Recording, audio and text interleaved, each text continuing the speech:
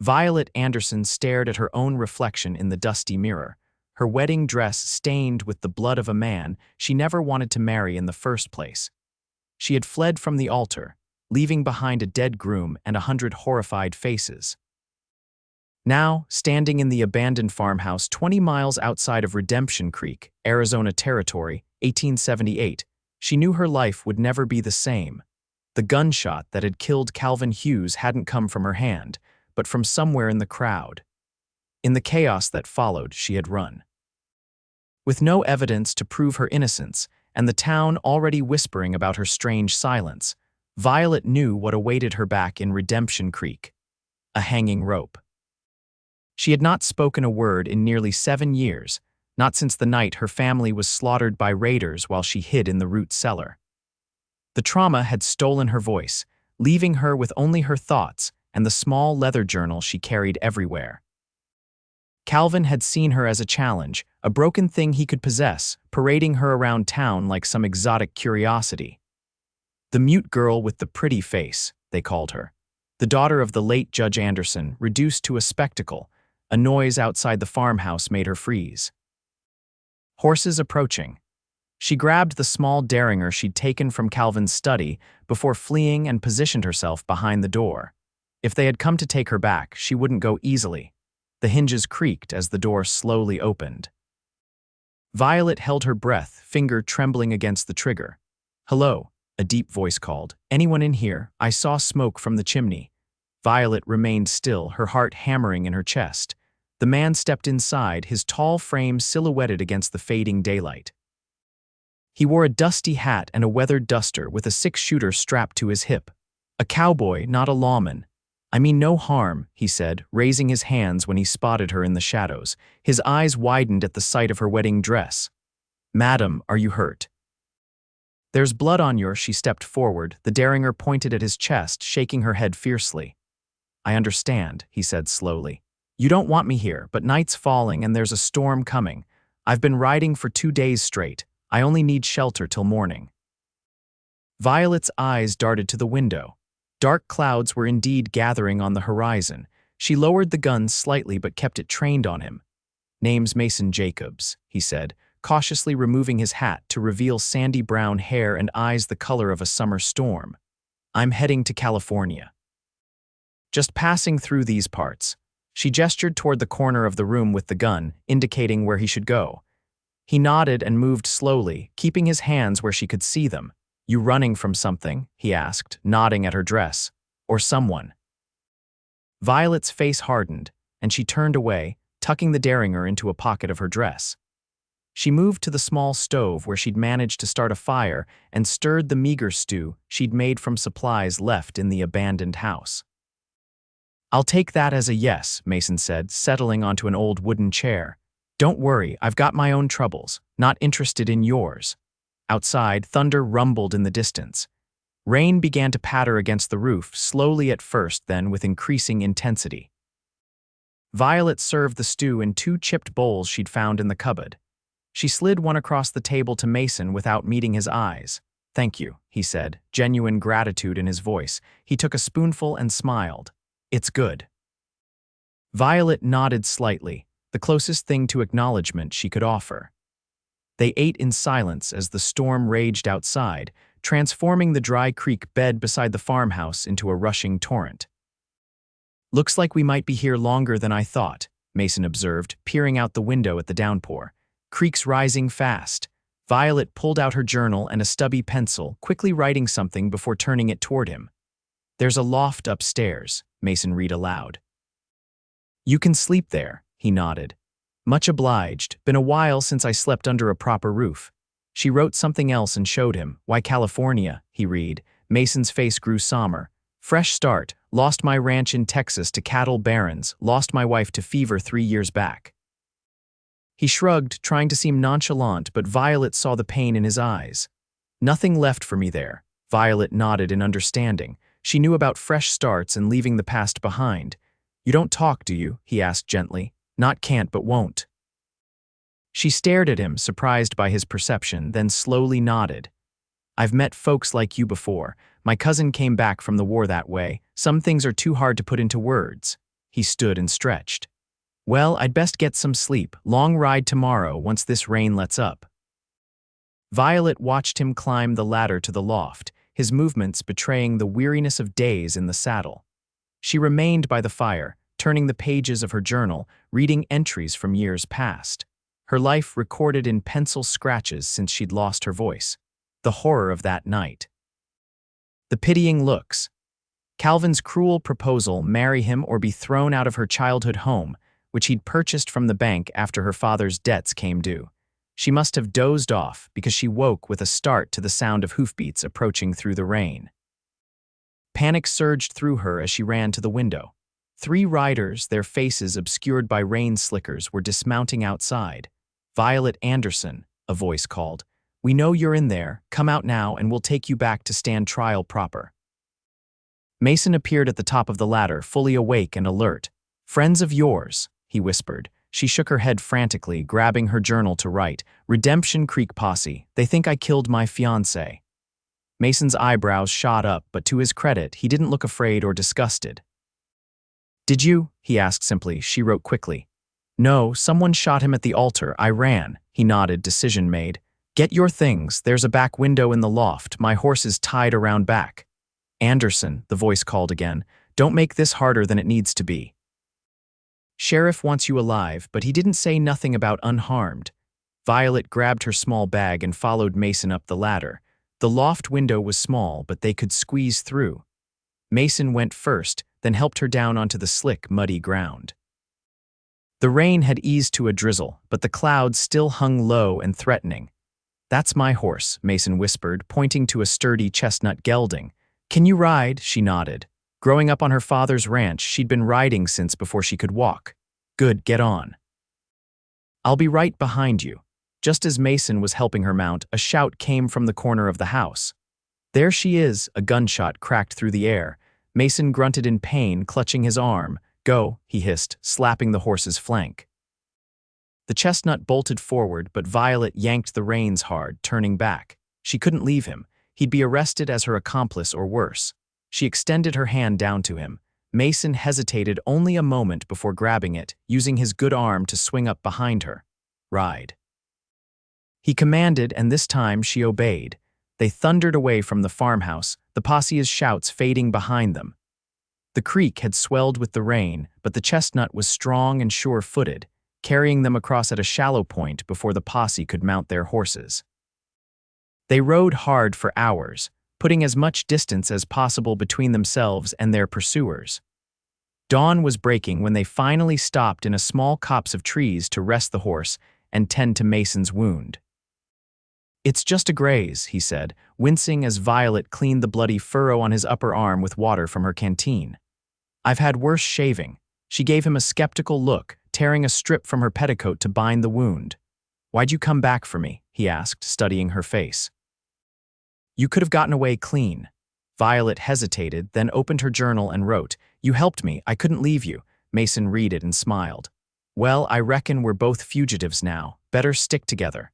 She nodded, a strange sense of relief washing over her. For the first time in years, she wasn't alone. "We need to keep moving," Mason said, getting to his feet. "They'll be searching, and that wedding dress of yours stands out something fierce." Violet looked down at the once white gown, now mudded and torn. She wrote in her journal, "There's a trading post near the territorial line. I have a little money." "Good thinking," Mason agreed. "We'll get you some proper clothes, maybe pick up another horse. Can't keep riding double hard on the animal." They mounted again, Violet sitting behind Mason this time to spare his injured arm. She found herself acutely aware of his broad shoulders and the solid warmth of him as she held on. It had been so long since she'd been this close to another person without feeling trapped or afraid. The trading post was a ramshackle affair run by an elderly man with rheumy eyes and a long gray beard. He barely glanced at Violet's ruined wedding dress, merely commenting, "Wedding didn't go well, I take it." Mason handled the conversation smoothly. "Wagon accident, lost everything. Heading to meet family in California." The old man grunted. "Got some women's things in the back. Wife died last winter, no need for him now." Violet emerged from the back room wearing a simple brown skirt, white blouse, and sturdy boots. The clothes were a bit large but serviceable. Mason had purchased a decent mare for her, along with supplies and a pair of saddlebags. "You clean up nice," he said, tipping his hat to her. Ready to ride, she nodded, mounting her new horse with practiced ease. They kept to back trails, avoiding towns and settlements. Mason was familiar with this part of the territory, having driven cattle through years ago. By nightfall, they'd reached a secluded valley with a small stream perfect for making camp. "We should be safe here," Mason said, dismounting stiffly. His wound was paining him, though he tried not to show it. Violet built a small fire while Mason tended the horses. When he returned, she gestured for him to sit and checked his bandage. The wound was inflamed, the skin hot to the touch. "That bad, huh?" he asked, noting her concerned expression. She nodded, writing in her journal, "Need to clean it better, might have infection." "Do what you need to," he said, gritting his teeth as she removed the soiled bandage. Violet worked carefully, using whiskey from Mason's saddlebags to disinfect the wound. He hissed in pain but didn't pull away. Once finished, she wrapped it with the clean bandages they'd purchased. "Thank you," he said softly. "You've got gentle hands." She ducked her head, feeling a warmth in her cheeks that had nothing to do with the fire. Opening her journal, she wrote, "I was engaged to the doctor's son. Learned a few things." "The man who was killed?" Mason asked. When she nodded, he continued, "Did you want to marry him?" Violet's face darkened. She wrote, "No, he owned my father's debts, said marry him or lose everything." Mason's jaw tightened. "Blackmail then, not love." She shook her head, staring into the fire. After a moment, she wrote again, "Never loved anyone, not like that." "It's worth waiting for," Mason said quietly. "Real love, I mean, had it once, changes you." Violet studied his face in the firelight, seeing the genuine emotion there. She wrote, "Tell me about your wife." A sad smile touched his lips. "Hannah, fiery as they come, daughter of a rival rancher, our families hated each other, married her anyway, had 3 good years before the fever took her." He rubbed a hand across his face. "Sometimes I still wake up reaching for her." Violet tentatively placed her hand on his, a gesture of comfort she hadn't offered anyone in years. Mason looked surprised but didn't pull away. They sat like that for a long moment, connected in their shared understanding of loss. Finally, Mason cleared his throat. "We should get some rest, long ride tomorrow." They established a watch rotation, neither fully trusting that they weren't being pursued. Violet took the first watch, sitting with her back against a tree, listening to the night sounds. When it was Mason's turn, she found sleep elusive, too aware of his presence nearby. For the next 3 days, they traveled steadily westward, keeping to wilderness areas and crossing into Nevada territory. Violet began to relax slightly as the distance between them and Redemption Creek grew. Mason's arm was healing well, and they'd fallen into a comfortable routine of travel by day and quiet camps by night. On the 4th evening, they risked stopping at a small way station to replenish supplies. The place was busy with travelers, mostly miners and traders heading to the silver boomtowns. "Stay close," Mason murmured as they entered the crowded trading post. "And keep your hat low." Violet nodded, pulling the brim of her new hat down to shadow her face. They split up to gather supplies more quickly, planning to meet outside in 15 minutes. She was examining a display of preserved foods when a weathered broadsheet tacked to the wall caught her eye. Her own face stared back at her from a crude woodcut illustration above the words. "Wanted, Violet Anderson for the murder of Calvin Hughes, $500 reward." Her blood turned to ice. The reward would tempt anyone who recognized her. She needed to find Mason and leave immediately. As she turned, a heavy hand landed on her shoulder. "Well, well," a gruff voice said. "Ain't you a pretty little thing?" Violet looked up into the ruddy face of a burly miner, his breath reeking of cheap whiskey. "Don't talk much, do ya?" he slurred, his grip tightening. "That's all right. Don't need to talk for what I'm thinking." She tried to pull away, but his fingers dug into her shoulder. Before she could react further, the miner was suddenly yanked backward. "The lady's with me," Mason said, his voice deadly calm as he twisted the miner's arm behind his back. "Apologize." "Didn't mean no harm," the miner gasped. "Just being friendly. Apologize," Mason repeated, applying more pressure. Sorry, miss, sorry. Mason released him with a shove. Time to go, he said to Violet, gathering their hastily purchased supplies. Outside, he helped her mount quickly, his face grim. Saw the wanted poster. They've spread the word far, we need to be more careful. They rode hard until well after dark, finally making camp in a hidden box canyon. As they sat by their small fire, Violet pulled out her journal. Thank you for what you did back there, Mason shrugged. No decent man would have done different, she wrote again. Not many decent men in my experience. Well, he said with a half smile, I'm trying to be one. Over the next week, they continued westward, eventually reaching the foothills of the Sierra Nevada mountains. They avoided settlements entirely now, living off the land and their dwindling supplies. Each night, their conversations through Violet's journal grew longer and more personal. She told him about her childhood on her father's ranch, about the night raiders came and killed her family while she hid, about the years afterward living in silent shame as the town's object of pity and curiosity. Mason shared stories of his own life, his struggles to build his ranch, his love for Hannah, his dreams of starting anew in California.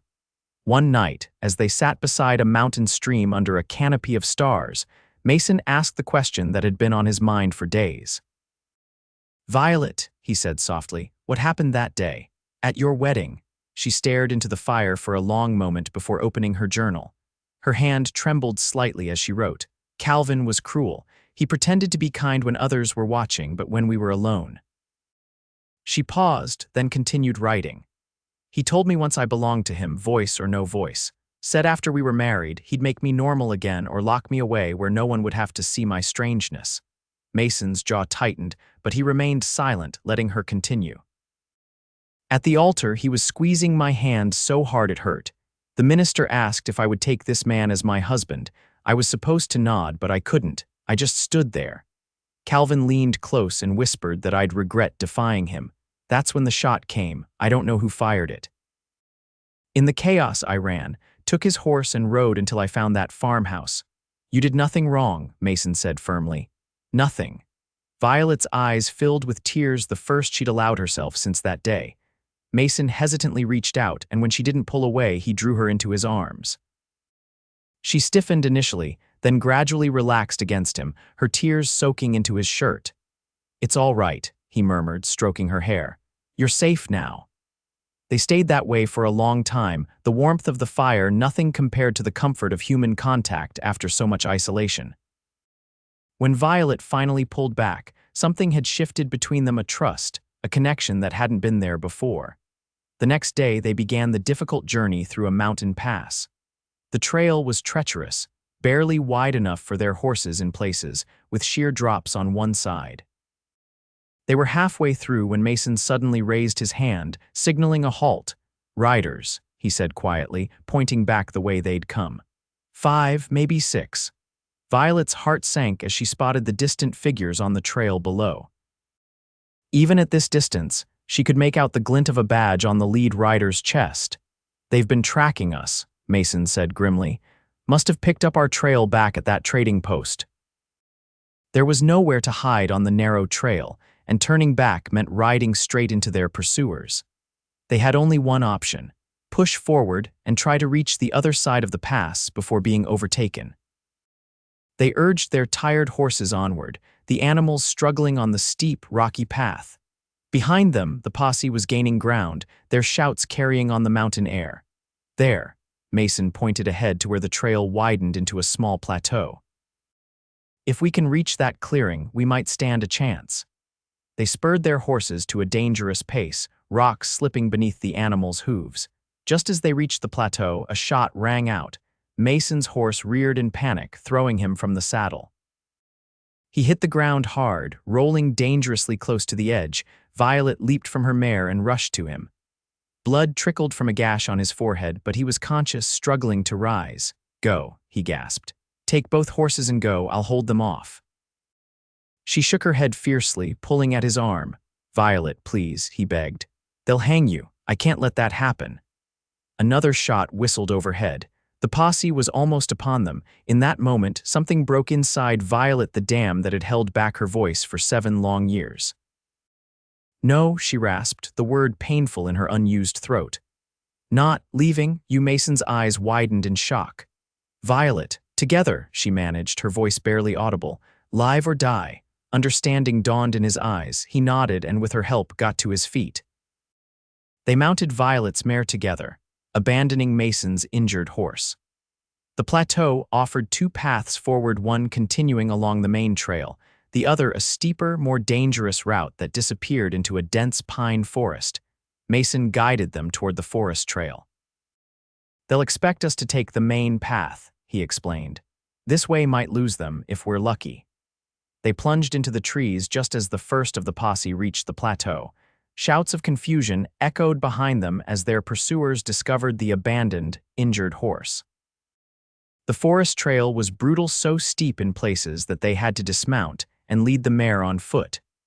By nightfall, they descended into a valley on the western side of the mountains, with no sign of pursuit. Exhausted, they made camp in a small cave formed by an outcropping of rock. Mason's head wound had stopped bleeding, but he was pale and unsteady. Violet cleaned the cut as best she could, her concern evident in her eyes. You spoke, he said wonderingly, touching her cheek. For me, she nodded, swallowing hard. Hurt, she whispered, her hand at her throat. Don't strain yourself, he said. Your journal works just fine, she shook her head stubbornly. Want to try? All right, he said with a gentle smile, but only when you're ready. That night, huddled together for warmth in the small cave, Violet felt a peace she hadn't known in years. The danger wasn't past far from it, but she was no longer alone in facing it. And her voice, long buried under the weight of trauma, was finding its way back. Morning brought heavy fog, blanketing the valley and providing perfect cover for their continued journey. Mason's strength had returned somewhat, though he still winced occasionally from his head injury.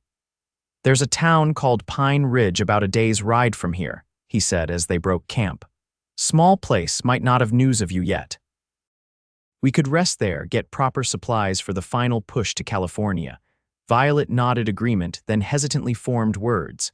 After California, what then? Mason considered this.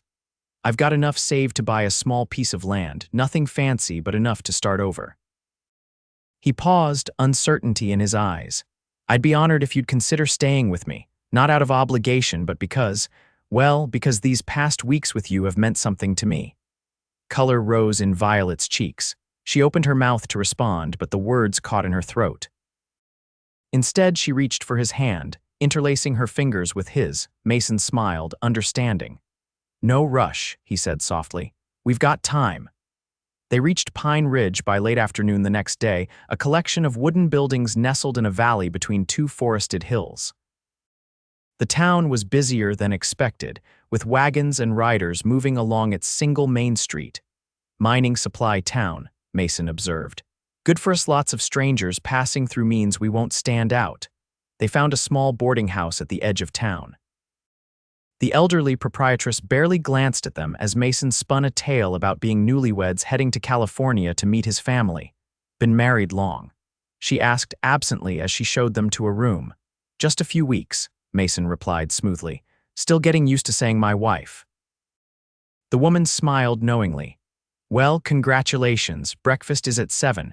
Alone in the simple room with its single bed, an awkward silence fell between them. Mason cleared his throat. I'll sleep on the floor, you take the bed. Violet shook her head and pointed to the bed, then to both of them, then made a dividing motion with her hand. Share it, Mason asked, eyebrows raised. When she nodded, he said, if you're sure. While Mason went to purchase supplies and gather information in town, Violet took advantage of the boarding house's bathhouse, luxuriating in her first proper bath in weeks. She washed her hair and put on the clean clothes they'd acquired, feeling almost like herself again. In the small mirror above the wash basin, she studied her reflection. The frightened bride who had fled Redemption Creek was gone. In her place was a woman with sun-bronzed skin, determined eyes, and a small scar on her chin from a fall during their journey. Different, stronger. Mason returned as evening was falling, his arms laden with packages. Good news, he said, setting everything down. No wanted posters in town, and I've secured us passage on a wagon train leaving for California in 2 days. The trail boss didn't ask questions, just cares that we can pay. Good, Violet said, the word coming easier now, though her voice was still raspy from disuse. Mason smiled at the sound. You're getting stronger. She nodded, then wrote in her journal. It's easier with you, I feel safe. His expression softened. I'm glad. He cleared his throat, suddenly nervous. I got you something. He handed her a small package wrapped in brown paper. Inside was a beautiful blue hair ribbon, simple but clearly chosen with care. Saw it in the general store, Mason explained, rubbing the back of his neck. Reminded me of your eyes. Violet's heart fluttered. She reached up and tied the ribbon in her hair, then looked at him questioningly. Beautiful, he said softly. That night they lay side by side in the narrow bed, a respectful distance between them despite the cramped space. Violet was acutely aware of Mason's presence, his steady breathing, the warmth radiating from him, the subtle scent of soap and leather that clung to him. Violet, he whispered in the darkness. Are you awake? She made a small sound of acknowledgement.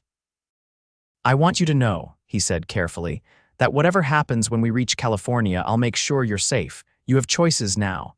You're free. She turned toward him, finding his face in the dim moonlight filtering through the window. Slowly, deliberately, she moved closer and placed her hand on his cheek. Want to be with you, she whispered, each word deliberate and precious. Mason's breath caught. Are you sure? I don't want you to feel, she silenced him by pressing her lips to his, a kiss that began tentatively but quickly deepened with 7 years of pent-up emotion. When they finally broke apart, both were breathless. Well, Mason said, a smile in his voice, I guess that settles that.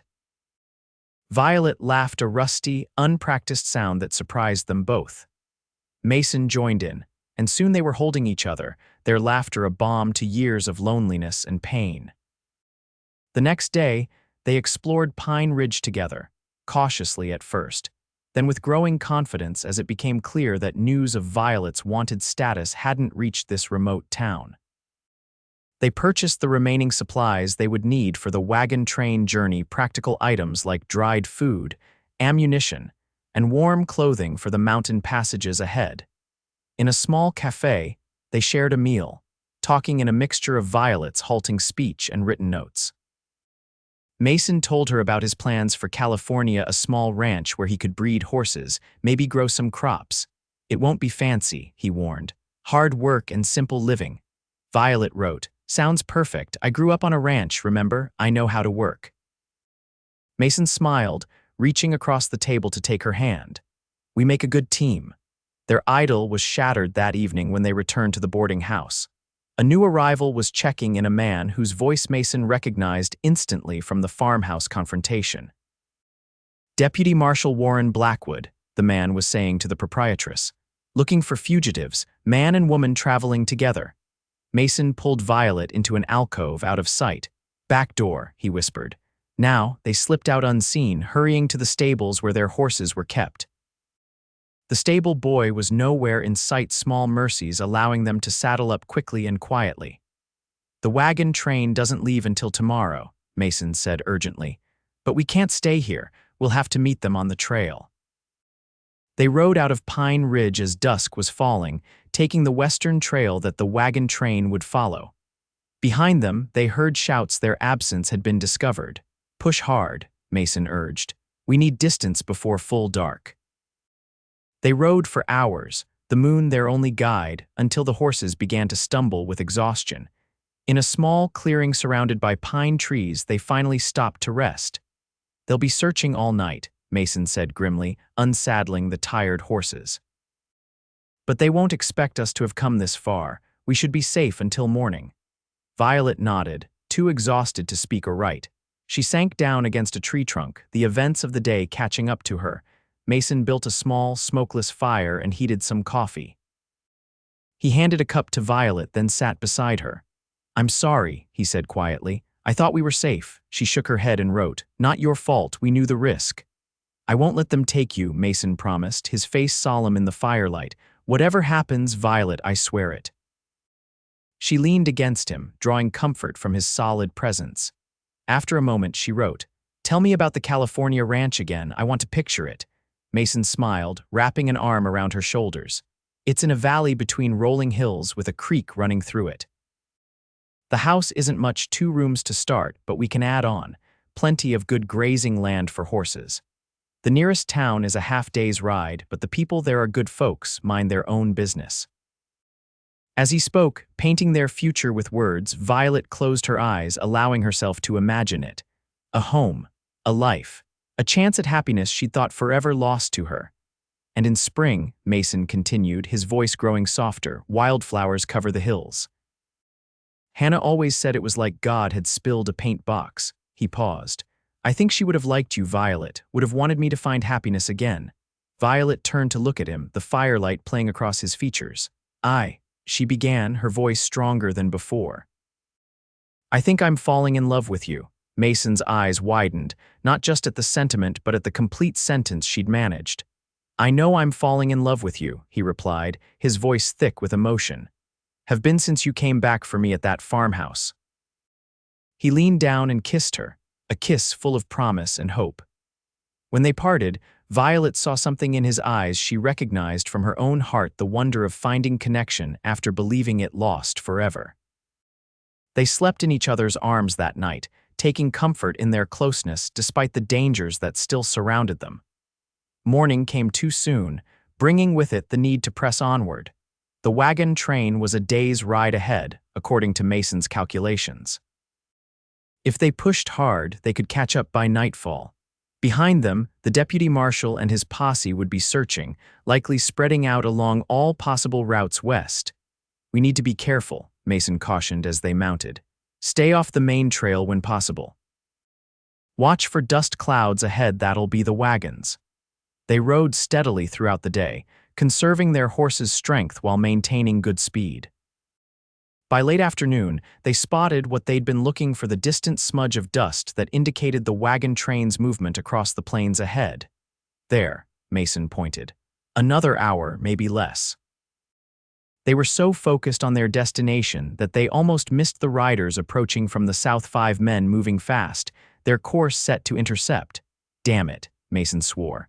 They must have split up to cover more ground. They've spotted us. The posse was still a half-mile away but closing quickly. Ahead, the wagon train was tantalizingly close, maybe 2 miles distant. Make a run for it, Violet asked, her voice strained but determined. Mason nodded grimly. It's our only chance. If we can reach the wagons, blend in with them, we might lose the posse. They spurred their tired horses forward, pushing the animals to their limits. Behind them, the posse gave chase, the gap slowly narrowing. A shot rang out too far to be accurate, but a warning of what was to come. Don't look back, Mason shouted. Just ride. Violet's mare was beginning to falter, the days of hard travel taking their toll. Mason's gelding was stronger, pulling ahead slightly. Mason, she called, her voice cracking with the effort. My horse, he looked back, saw the mare's labored breathing, and made a split-second decision. Reining in his gelding, he pulled alongside Violet and reached out. Jump to mine, he commanded. Now, it was a dangerous maneuver at full gallop, but Violet didn't hesitate. She stood in her stirrups and launched herself across the gap. Mason caught her, pulling her securely in front of him as her exhausted mare fell behind. The gelding protested the double burden but maintained its pace. Behind them, the posse was gaining ground. Another shot whistled past them, closer this time. Almost there, Mason encouraged, holding Violet tightly against him with one arm while controlling the horse with the other. Almost there. The wagon train was now clearly visible, 20 wagons in a long line, accompanied by mounted riders and herds of livestock. If they could reach it, they might find help, or at least confusion enough to lose their pursuers. A third shot rang out. Mason jerked violently, a grunt of pain escaping him. Mason, Violet twisted to look at him, horror filling her as she saw blood spreading across his shirt. No, keep going, he gasped, his face pale. Almost there. The first wagons were only 100 yards away now. Violet could see people pointing in their direction, alerted by the gunfire.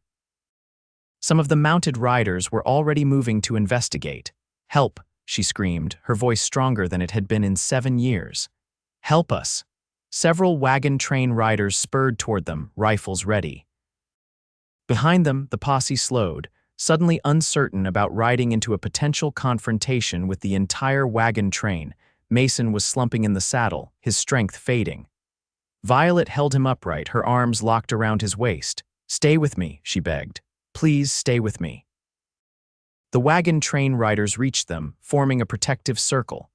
One of them, a gray-bearded man with kind eyes, took control of their exhausted horse. "What's happening here?" he demanded. "My husband," Violet managed, the lie coming easily. "Shot." "Those men," she nodded toward the now stationary posse, "trying to kill us." The gray-bearded man frowned, assessing the situation quickly. "Get them to the doctor's wagon," he ordered. Then, to several armed riders, "Keep those men back, find out what they want." Mason was barely conscious as they helped him from the horse and carried him to a wagon marked with a red cross. A middle-aged woman with steel-gray hair and competent hands took charge immediately. "Gunshot to the back," she observed, cutting away Mason's shirt. "Bullets still in there." "Get my kit and some whiskey." Violet hovered anxiously as the woman Dr. Sarah Winters, she learned, prepared to extract the bullet. Outside, she could hear raised voices as the wagon train leader confronted the posse. "He needs surgery now," Dr. Winters said firmly. "You his wife." Violet nodded, unable to look away from Mason's pale face. "Then help me hold him steady. This is going to hurt." The next hour was a blur of blood and pain as Dr. Winters worked to remove the bullet and repair the damage. Mason regained consciousness briefly during the procedure, his eyes finding Violet's, his hand gripping hers with surprising strength before he passed out again. "He's strong," Dr. Winters commented as she finished stitching the wound. "Good chance, if infection doesn't set in." She looked at Violet appraisingly. "Now, while we wait for him to wake up, perhaps you'd like to tell me what's really going on. Those men out there say you're wanted for murder." Violet's heart sank, but she met the doctor's eyes steadily. Slowly, painfully, she told her story about Calvin's cruelty, the shooting at the wedding, her flight, and finding Mason. About the past weeks on the run and the growing love between them. "I didn't kill Calvin," she finished, her voice raspy from the unaccustomed effort of so much speech. "Someone else shot him, but they won't, believe me." Dr. Winters was silent for a long moment. "I've treated enough abuse victims to recognize the signs," she finally said, "and I've seen enough of men's justice to know it often fails women." She glanced at Mason's unconscious form. "He took a bullet for you. That tells me something about his character." A commotion outside interrupted them. The wagon train leader, Ezra Thornton, entered the wagon, followed by Deputy Marshal Blackwood. "The lady needs to come with me," Blackwood stated flatly. "She's wanted for murder in Arizona territory. She stays right here," Dr. Winters countered, standing protectively in front of Violet. "Her husband's been shot. I need her assistance."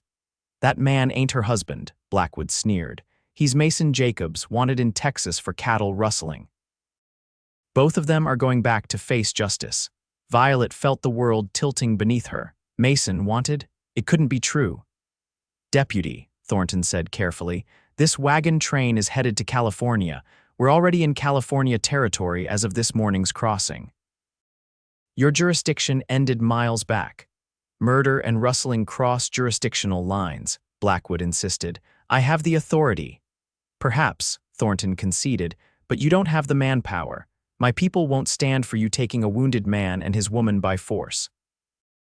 Especially not with the story she's told about this murder charge." Blackwood's face reddened. "You're obstructing justice." "I'm ensuring it," Thornton replied evenly. "Here's what's going to happen. You and your men will ride with us to Sacramento. There you can present your case to the territorial authorities. Until then, these two remain under my protection." Blackwood fumed but eventually stormed out, recognizing he was outnumbered and outmaneuvered. Once he was gone, Thornton turned to Violet. "I don't know if you're guilty or innocent, madam, but I don't hold with shooting unarmed folks or separating a woman from her injured man. You'll be safe with us until Sacramento." "Thank you," Violet whispered, tears of relief in her eyes. After Thornton left, Violet turned anxiously to Mason, who remained unconscious. "Will he?" She began, unable to finish the question.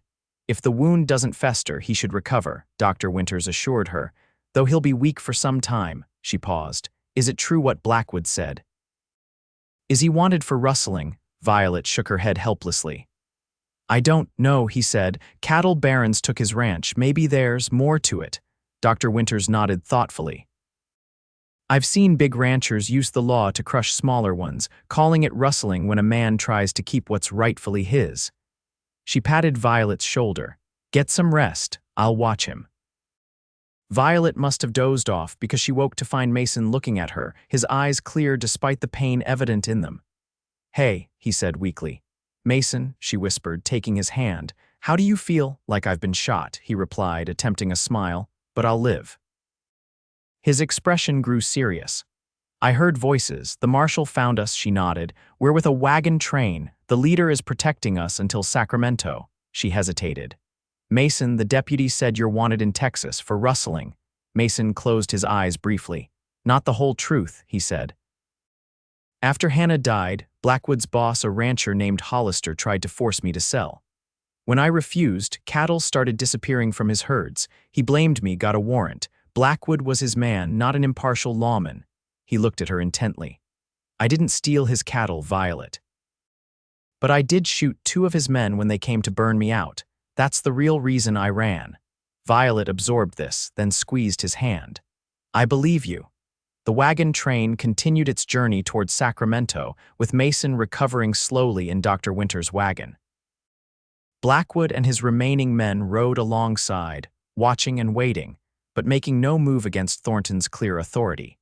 As the days passed, Violet rarely left Mason's side, helping Dr. Winters change his bandages and coaxing him to eat. Her voice grew stronger with use, though she still preferred writing for longer conversations. 2 weeks into their journey, with Sacramento still 10 days away, Mason was strong enough to sit outside during evening meals. He and Violet had been accepted by most of the wagon train families, who viewed their story as a tragic romance rather than a criminal matter. One evening, as they sat by the communal fire, Mason took Violet's hand. I've been thinking, he said quietly, about what happens in Sacramento. She tensed. They had avoided this discussion, focusing instead on his recovery. Blackwood will make his case to the authorities, Mason continued. We might both end up in custody, sent back to face trials we can't win. What can we do? Violet asked, her voice still raspy but stronger. Mason looked around carefully, making sure no one was listening. Thornton told me about a place, a settlement in the northern mountains beyond Sacramento, remote, self-sufficient. People there don't ask about pasts, only care about what a person can contribute. Hope flared in Violet's chest. We could disappear. It would mean leaving the wagon train before Sacramento, Mason explained. Riding north instead of west, hard country, especially with winter coming, but if we made it.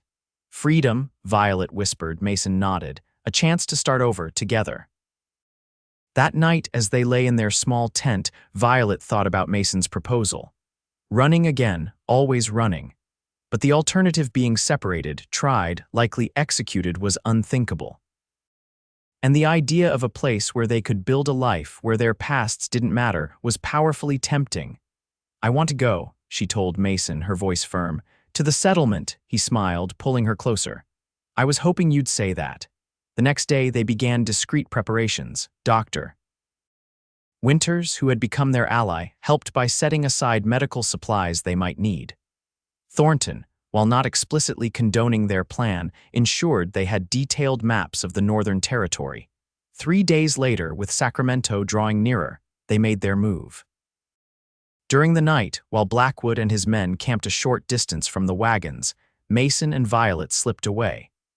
They took only what they could carry: food, ammunition, medicine, warm clothing, and the maps Thornton had provided. By dawn, they were miles north of the wagon train's route, following a game trail into increasingly rugged terrain. The mountains loomed ahead, snow-capped and forbidding. Last chance to change your mind, Mason said as they paused to rest the horses. It's not too late to go back. Violet looked at him, this man who had become her protector, her friend, her love. My mind is made up, she said, the words coming more easily now. Where you go, I go. Mason's smile was like the sun breaking through clouds. Then let's find our new home, Mrs. Jacobs. The journey north was arduous. The terrain grew steeper, the weather colder as autumn deepened toward winter. Game was plentiful, allowing them to conserve their supplies, but the days were growing shorter, limiting their travel time. A week into their journey, they encountered the first snowfall light and melting quickly, but a warning of what was to come. They pushed harder, following Thornton's maps toward the settlement he'd described. Mason's wound had healed well, though it still pained him during long days in the saddle. Violet watched him carefully, insisting on rest when she saw signs of fatigue. Their bond deepened with each passing day, each challenge overcome together. "Tell me something," Mason asked one night as they camped in the shelter of a rocky overhang. "When did you decide to trust me, really trust me?" Violet considered this. "The farmhouse," she finally said. "When you said my silence spoke louder than words." She looked into the fire. "No one ever understood before. They wanted to fix me. You just accepted." Mason took her hand, kissing her palm gently. "Your silence was part of you. Beautiful, like everything else about you." 10 days after leaving the wagon train, they crested a ridge and looked down into a hidden valley. Nestled among tall pines were cabins, perhaps 20 of them, with smoke rising from stone chimneys. Fields, now harvested for winter, spread across the valley floor. A small lake gleamed in the autumn sunlight. "That must be it," Mason breathed. "Thornton's settlement." They approached cautiously, aware that strangers might not be welcome. At the edge of the settlement, they were met by a group of men with rifles, not hostile, but wary. "State your business," called their leader, a tall man with a silver-streaked beard. "Mason and Violet Jacobs," Mason replied. "Ezra Thornton told us about this place. We're looking for a fresh start." The men exchanged glances. "Thornton sent you?" the leader asked. Mason nodded. "Said you might have room for 2 more who are willing to work hard." The leader studied them for a long moment, then lowered his rifle. "I'm Daniel Morgan. We've got rules here, no questions about pasts. Everyone contributes. Problems get settled by the council. Think you can live with that?" "Yes," Mason and Violet said in unison. Morgan's stern expression softened slightly. "Then welcome to New Hope." The settlement welcomed them with cautious warmth. They were given a small cabin at the edge of the community, single room with a stone fireplace, sparse but sound. More importantly, they were given the chance to prove themselves. Violet, with her ranching background, quickly found a place helping with the settlement's livestock. Mason's skill with horses made him equally valuable. By the time the heavy snows of winter arrived, they had been accepted as members of the community. Their cabin became a home. They repaired the roof, added a lean-to for storage, and acquired furnishings through trade with their neighbors. On Christmas Eve, with snow piled high outside and a fire blazing in the hearth, Mason presented Violet with a carved wooden box. "Made it myself," he said somewhat shyly. "Open it." Inside was a simple gold band. "It was Hannah's," Mason explained. "Kept it all this time. Would have sold it a dozen times for food or ammunition, but couldn't bring myself to part with it." He took Violet's hand. "I'd be honored if you'd wear it. Make us official, though I already consider you my wife in every way that matters." Tears filled Violet's eyes. "Yes," she said clearly, her voice now strong and sure after months of practice. "I would be honored." He slipped the ring onto her finger, then pulled her into his arms. "Never thought I'd find love again," he murmured against her hair. "Never thought I'd deserve it." "We saved each other," Violet replied, looking up at him. "And now we have a lifetime to be grateful." That winter, sealed together in their snug cabin while storms raged outside, they learned each other completely, body and soul. Violet's voice grew stronger daily, though she still had moments of silence when emotions overwhelmed her. Mason understood these times, never pushing, simply waiting until she was ready to speak again. Spring came late to the mountains, but when it arrived, it transformed the valley into the paradise Mason had described during their flight from Redemption Creek. Wildflowers carpeted the hillsides, and new life appeared everywhere: calves, foals, lambs, and the tender shoots of crops in freshly tilled fields. New life came to their cabin as well. On a warm May evening, as they sat on their porch watching the sunset, Violet took Mason's hand and placed it gently on her stomach. "I'm pregnant," she said, her voice clear and strong, joy radiating from her face. Mason stared at her in wonder, then whooped with delight, lifting her in his arms and spinning her around. "A baby," he marveled. "Our baby." The settlement celebrated their news. In this remote place, new life was the greatest blessing, a promise of continuity and growth. The women fussed over Violet, sharing wisdom and preparing for the birth. The men clapped Mason on the back and began planning an addition to their cabin. Summer passed in a blur of activity. Mason and the other men built a second room onto their cabin, a proper bedroom, to replace the curtained-off sleeping area they'd been using. Violet, despite her growing belly, helped with the harvest and put up preserves for winter. On a crisp autumn day, almost exactly a year after they'd first seen New Hope from the ridge above, Violet went into labor. The settlement's midwife, assisted by 2 other women, attended her while Mason paced anxiously outside. After hours of labor, the midwife called him in. Violet lay exhausted but radiant on their bed, a small bundle cradled in her arms. "Meet your daughter," she said softly as Mason approached, awe on his face. He sat carefully beside them, gently touching the baby's tiny hand. "She's perfect," he whispered. "What shall we call her?" Violet smiled. "I was thinking, Hannah Jacobs." Tears filled Mason's eyes. "Hannah," he agreed, his voice thick with emotion. "It's perfect." As the midwife and her assistants left, promising to check back soon, Mason stretched out beside Violet and their daughter. The 3 of them lay together, a family created against all odds, found in the aftermath of loss and pain. "Did you ever imagine," Mason asked softly, "when you ran from that church in your blood-stained wedding dress, that you'd end up here, happy, free?" Violet shook her head. "Never, I thought. My life was over that day." She looked down at their sleeping daughter. "Instead, it was just beginning." Mason kissed her gently. "Your silence spoke to me that first day, but your love speaks louder still." Outside their window, snow began to fall, the first of the season, blanketing New Hope in pristine white. Inside, wrapped in warmth and love, Violet Anderson Jacobs held her family close and found that, at last, she had all the words she needed. In the years that followed, New Hope thrived, growing into a community known for its self-sufficiency and the quality of its horses, many bred and trained by Mason. Violet's voice remained slightly raspy, a permanent reminder of her years of silence, but she spoke freely now, teaching, singing to her children, sharing her thoughts without fear. Hannah was joined by 2 brothers, Michael and Joseph, each birth easier than the last. The Jacobs family became central to New Hope's life, with Mason eventually serving on the council and Violet establishing a small school for the settlement's children. Occasionally, travelers would pass through with news from the outside world. 10 years after their arrival, one such visitor brought word that a man in Redemption Creek had confessed on his deathbed to shooting Calvin Hughes, the brother of a girl Calvin had ruined and abandoned. The charges against Violet had been officially dropped, though by then, she was presumed dead. "Does it matter?" Mason asked that night as they discussed the news. "Knowing you're officially innocent," Violet considered this as she braided 12-year-old Hannah's hair. "It's a relief," she finally said. "But no, it doesn't change anything. This is our life now, our home." "And a good one it is," Mason agreed, watching their sons play checkers by the fire.